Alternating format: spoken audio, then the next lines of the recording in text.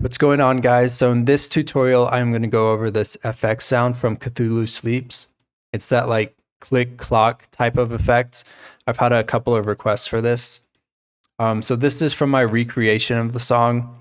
I tried to do this a couple of months ago, but I didn't think it was at a high enough quality to really post. But this sound is pretty interesting, and there are a few concepts that I think are going to be very useful. So here's what they sound like on their own.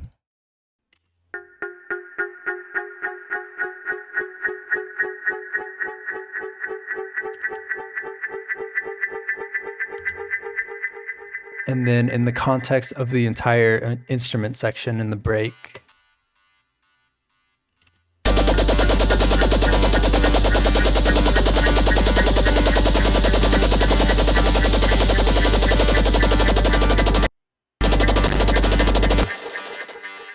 Okay, so I will go over the two main patches and then talk about the concepts that are necessary to make this type of sound.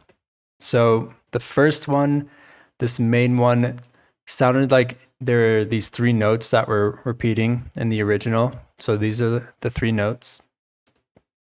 And then the patch is just a square wave pluck.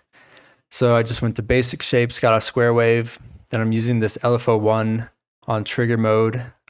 I took the BPM off so we could play with the Hertz amount, which is important for later. Threw that on the amp of the oscillator, as well as this filter to create the pluck shape. And then we'll also be automating the pitch bend, so I set that to 12. So this sound by itself, without the delay, which is also very important, sounds like this.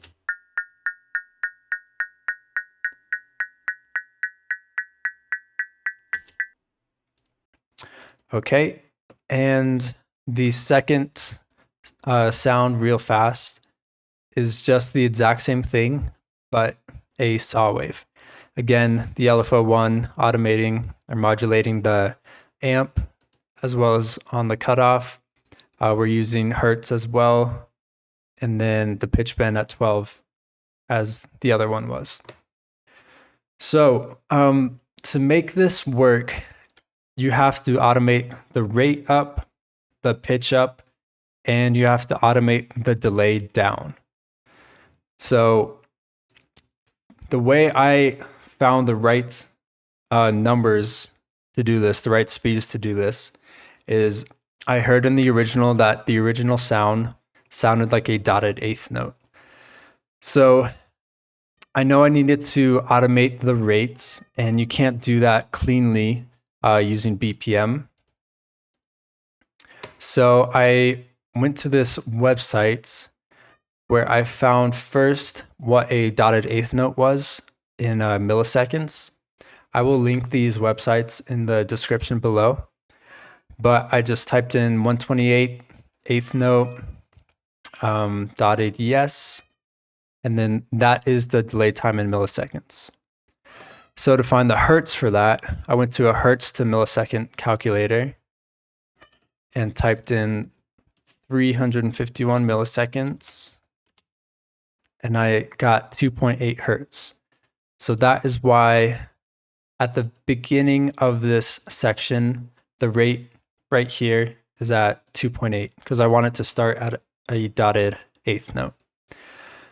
And then I just listened to the speed of the original where it ended up, and I found it to be around this 0.46 rate, which translates to 4.4 Hertz. So again, I went to the Hertz to millisecond calculator, typed in 4.4, and I got 227 milliseconds.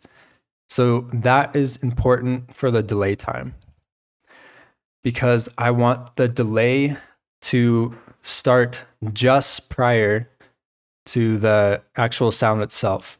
And that's how you get this like click into the sound. If you listen to F and Pig by deadmau5, this is also how he did it. So the delay is kind of pre-delayed just slightly before the sound hits. And that's what gets this like click, like swoosh into the song, into the sound. So I made sure that my delay time at the start was just prior to that dotted eighth note time that we calculated, which was around 351. So I set it at 339, so just prior to that. And then the second millisecond amount that we got to, which was 227 milliseconds, that translated to me automating the delay to 223 milliseconds. So again, it's following that sound, but it's just before. So that's how we get this sound.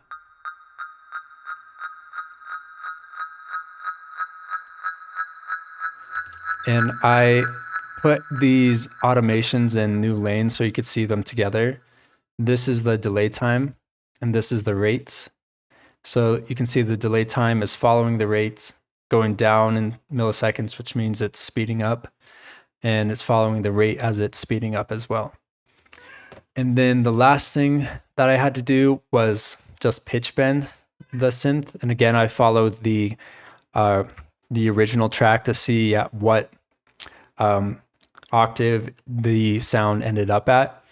So I just took the pitch bend at 0.5, which is 0 unity, and then brought it up to 0.81, which is right around there. I'm guessing that's like around 8 semitones up. So yeah, that is how I made this sound. And then I just EQ'd it. I added some reverb, and this sound is following the exact same steps. So milliseconds, 339 down to 223. The rate is following the same speed as this patch, and as well as the pitch bend.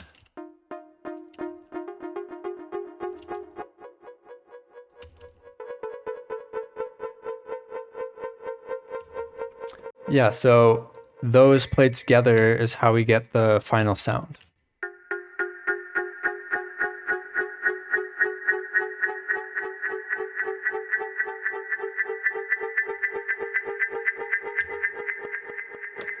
So these websites are very useful if you're ever trying to figure out the exact milliseconds of whatever note you're trying to match in whatever BPM you're at. And then if you need to find the corresponding Hertz amount, you can use this other website and just use the converter to find the proper speed.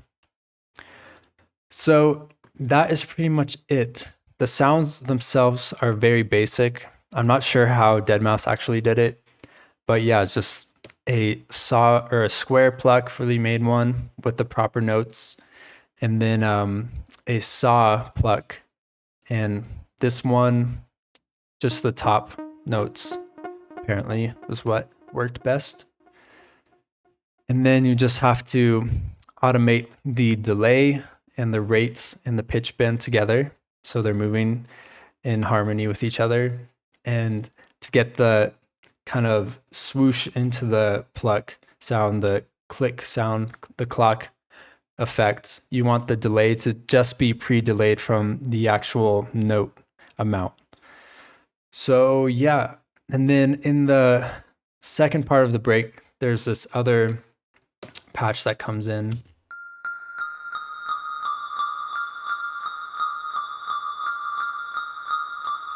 So for this one, I just typed the individual notes in. And again, the delay is a little timed before the note. So it has that clock effect as well. So again, in the context of the entire instrument section, this is what it sounds like.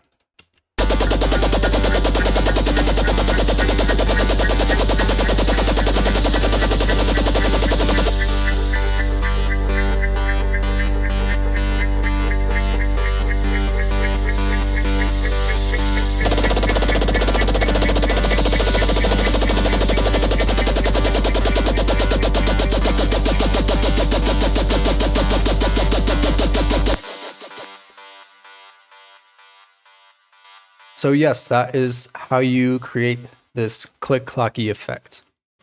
I'm not sure how he did it. I don't think he did it this way. I think he did it in some way where you're just using the delay, because this repitch setting, when you decrease the delay time, it also goes up in pitch. But I couldn't figure out how to do that properly, so I just automated the delay with the pitch rising and the speed increasing. But I hope that helped. Again, those two websites I showed are very useful if you're trying to find the exact times for whatever note length that you're using. But I hope this helps. I will be creating more sound design tutorials very soon.